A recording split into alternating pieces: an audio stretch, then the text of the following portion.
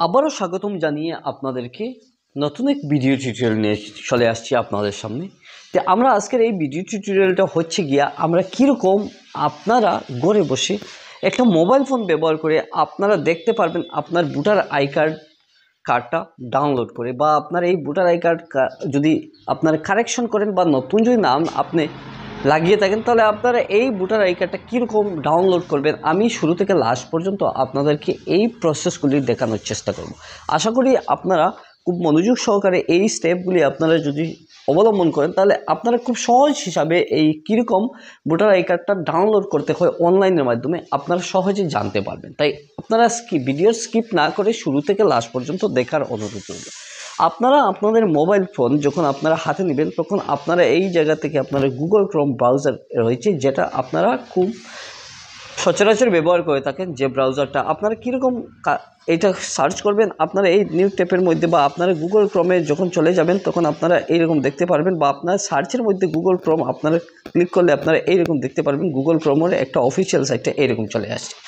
আপনারা এই জায়গা থেকে আপনারা সরাসরি এখানে থেকে আপনি টাইপ করবেন এনবিএসপি। আপনারা যখন ক্লিক করবেন তখন আমি এই টাইপগুলি করা মাত্র আপনাদের কাছে চলে আসছে nbsp.in। তখন আপনারা এখান থেকে নেক্সট ক্লিক করে দেবেন। নেক্সট আপনারা যখন ক্লিক করবেন তখন ক্লিক করা মাত্র আপনাদের কাছে এইরকম একটা official site national voter service পোর্টালে চলে আসবে। আপনারা এই জায়গা থেকে এখানে একটু নিচে যদি স্ক্রলিং করেন তাহলে আপনারা এই জায়গা থেকে দেখতে পারবেন, বা অটোমেটিক এই জায়গাতে যদি ক্লিক করেন তাহলে আপনারা অটোমেটিক এই জায়গাতে চলে আসবে যে এনবিএসপির অফিসিয়াল ওয়েবসাইটের ভিতরে চলে আসবেন। আপনারা আসার পরে এখান থেকে দেখতে পারবেন যে নিউ রেজিস্ট্রেশনের জন্য আপনারা কি ফর্ম ফিল আপ করবেন।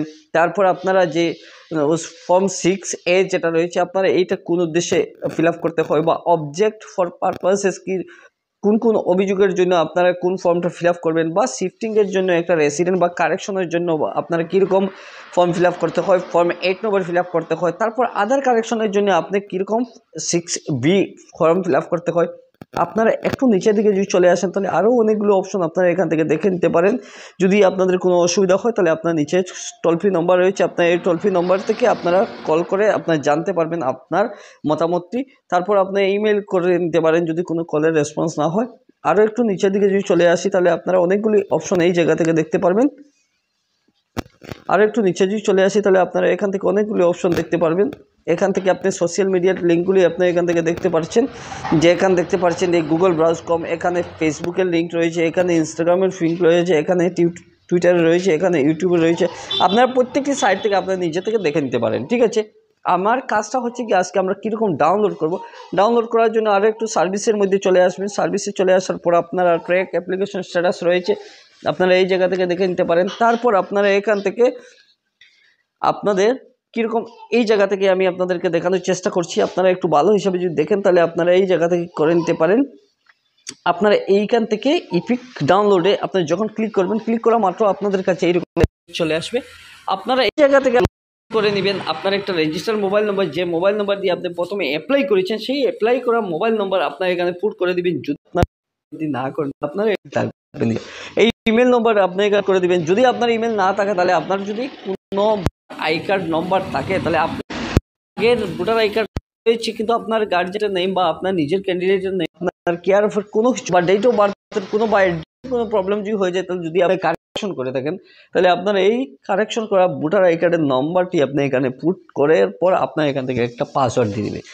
যদি আপনি পাসওয়ার্ডটা না জানেন তাহলে আপনি এই জায়গা থেকে আপনি সরাসরি এই জায়গা থেকে আপনি পুট আপ করার পর প্রথম যেটা কেজেটি নম্বর দিয়ে যদি আপনি রেজিস্ট্রেশন করেন তাহলে আপনি এখান থেকে পুট আপ করে দেবেন। যদি আপনার এই জায়গা থেকে যদি আপনি পুট আপ কেজেটির নম্বর না থাকে তাহলে রেজিস্টার মোবাইল থাকবে নিশ্চয়, একটা না একটা সিস্টেম তো থাকতেই হবে।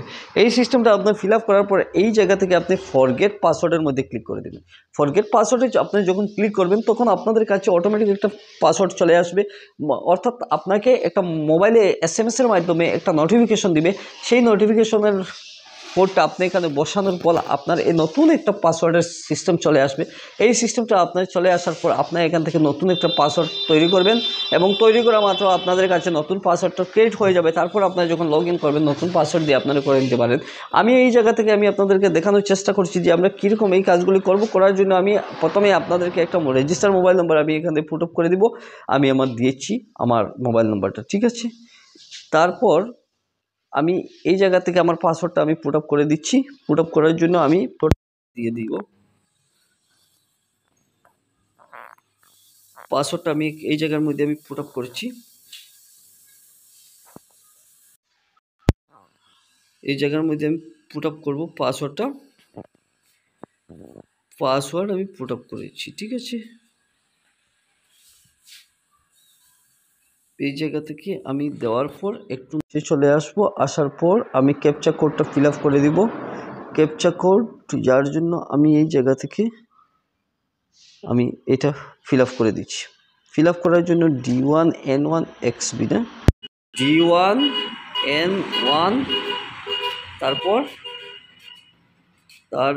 N1XB